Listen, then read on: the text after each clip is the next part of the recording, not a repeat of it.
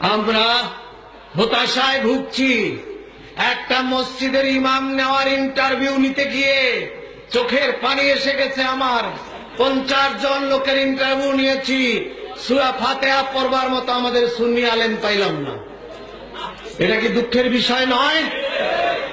আজকে সুন্নিদের ভিতরে কিতাব বুঝার মতো, কোরআন শরীফ শুদ্ধ তিলাওয়াত করবার মতো আলেমের অভাব হয়েছে।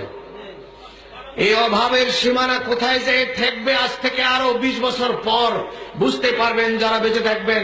একজন সুন্নি হক্কানি কিতাব বুঝার আলেম পাইতে হইলে শত শত মাইল যাওয়া লাগবে, পাওয়া যাবে না। এমন এক সময় আমাদের মাদ্রাসা নাই, ওদের গজে গজে মাদ্রাসা। ওদের মাদ্রাসা কাশপুর ব্রিজ থেকে যাত্রাবাড়ি পর্যন্ত 1 ডজন মাদ্রাসা। আমাদের কয়টা মাদ্রাসা আছে? সেই যুগে তিনি মাদ্রাসা কায়েম করেছেন, তার মাদ্রাসায় লেখাপড়া হচ্ছে। প্রত্যেক ওলি আল্লাহদের উচিত তাদের খানকায় মাদ্রাসা তৈরি করা। আমাদের সুন্নিদের প্রত্যেকের উচিত পাড়ায় পাড়ায়, মহল্লায় মহল্লায় হেফজখানা নুরানি মাদ্রাসা তৈরি করা।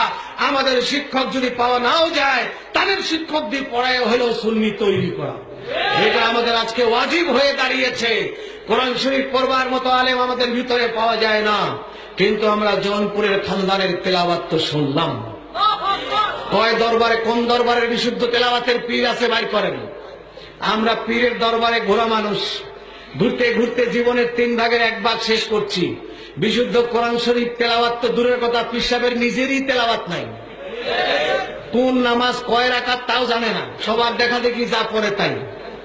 তিনি আবার গাউসুল আজম, ছোট মোটো